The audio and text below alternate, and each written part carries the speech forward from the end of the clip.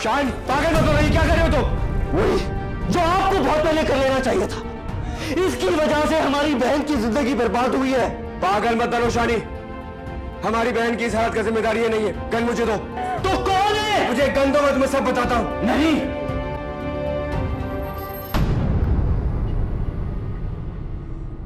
अम्मी आप इसे अंदर लेके जाएंगे।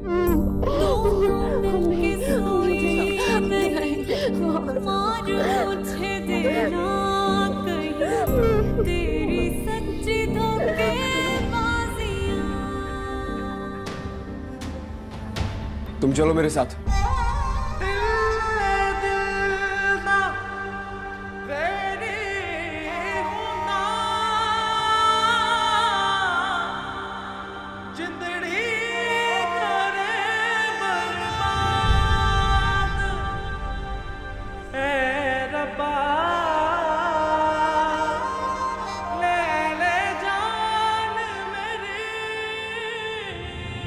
अम्मी, मुझे छोड़ के मत जाइएगा, वरना वो फिर मुझे यहाँ से ले जाएगा। प्लीज नहीं, यही रहिएगा, वरना वो मुझे भेज देगा घर से। नहीं बेटा, मैं हूं ना तुम्हारे पास, क्यों परेशान हो रही हो? मेरे होते हुए कोई तुम्हें छू भी नहीं सकता। अच्छा मेरा बच्चा।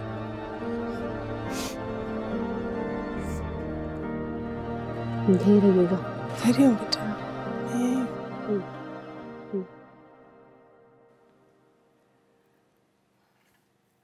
आलम, ये तो आपने बहुत अच्छा किया कि आप हमाद को अपने घर में ले आए। इस तरह से इरम के जो दिल में डर और खौफ है ना उसकी तरफ, वो खत्म होने के काफी इम्कानात हैं।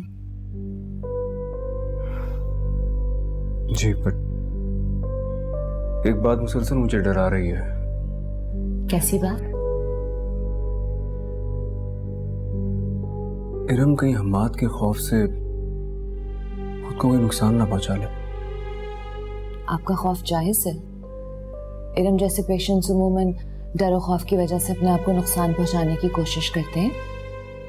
इसलिए आलम, मैं आपसे रिक्वेस्ट करूंगी कि घर में ऐसी तमाम चीजें जिससे इरम अपने आप को हर्ट कर सकती है, उनको इरम से दूर कर दीजिए। बट प्लीज हमाद को घर पे ही रखिएगा। देखिए, इरम और हमाद का जितना आमना सामना होगा ना, हमाद को उतने ही मौके मिलेंगे कि वो इरम को सच्चाई बता सके।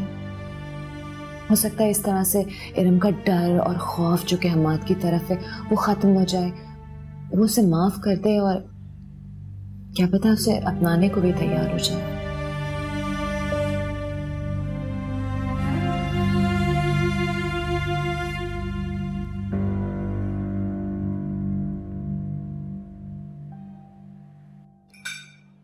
तुमने आखिर हमाद को क्यों रखा हुआ है घर पर?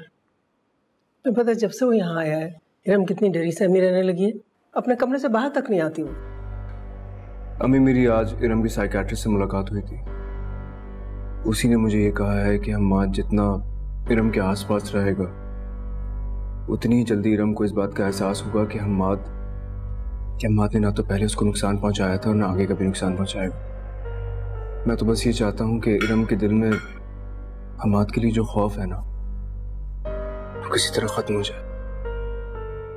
और बस कुछ दिनों की बात है, आप लोग देखिएगा, इरम को मिलने वाले हर घाव का मरहम हमाद साबित होगा और इंशाल्लाह मेरी बहन बिल्कुल ठीक हो जाएगी। अरे यार, खाना खाओ हमारे साथ।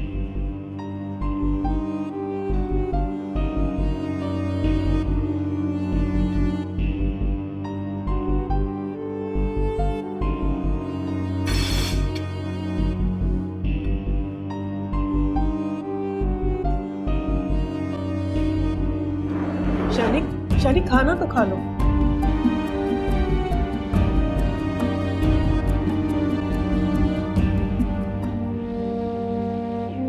तुम खाना खाओ।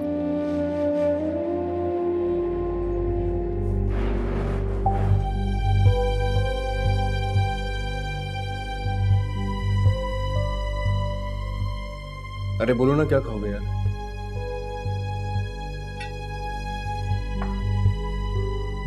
ये कुछ और भी चाहिए हो तो तुम प्लीज।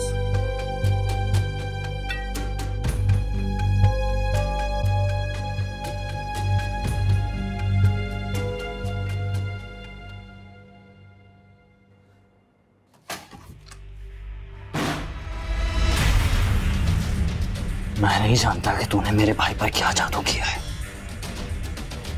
लेकिन मैं नहीं भूला कि तेरी वजह से मेरी बहन ने क्या कुछ सहा है। आलम भाई ने तो तुझे माफ कर दिया, लेकिन मैं तुझे माफ नहीं करूंगा। मैं तो खुद यही चाहता हूं कि आप लोग मुझे सजा दें, शायद इससे मेरी कुछ तकलीफ कम हो जाए। मारना चाहते हैं ना आप मुझे, खुशी से मार डालिए, क्योंकि मेरी वजह से जो कुछ इरम के साथ हुआ है उसके लिए मौत भी छोटी सजा होगी। मारे मुझे ड्रामेबाजी करने की जरूरत नहीं है मेरे सामने, क्योंकि तेरी मक्कारी का कोई असर नहीं होगा मुझ पे। मारूंगा तो मैं तुझे जरूर, छोड़ूंगा नहीं। बस सिर्फ एक बार मुझे ये भनक पड़ जाए कि तेरे यहाँ आने का मकसद क्या, फिर मैं तुझे अपने हाथों से मारूंगा और ऐसी मौत दूंगा कि मौत भी काम उठेगी। याद रखना, छोड़ूंगा नहीं मैं तुझे।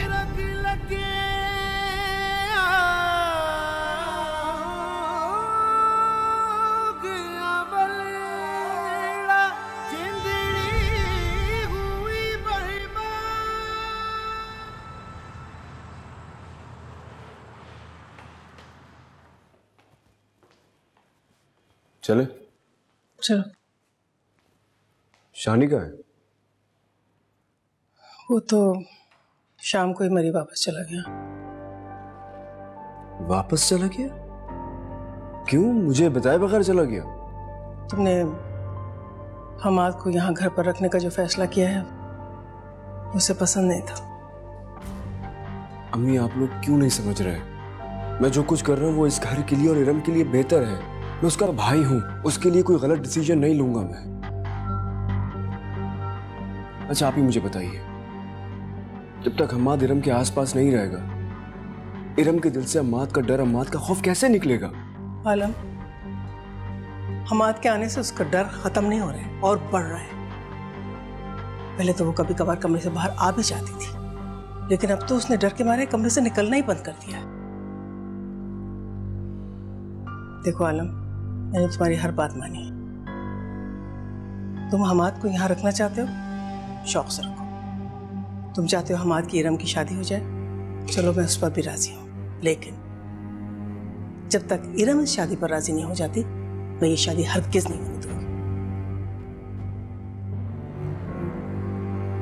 दुनिया वालों की खातिर मैं अपनी बच्ची को जहन्नुम में नहीं झोंक सकती।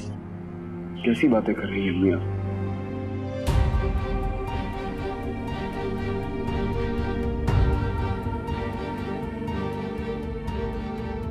बेगम साहिबा, इरम बाजी का खाना कमरे में लगा दूं या डाइनिंग पे लगा? इरम का खाना उसके कमरे में ले जाओ, बाकी लोग डाइनिंग टेबल पे खा लेंगे। अच्छा ठीक है।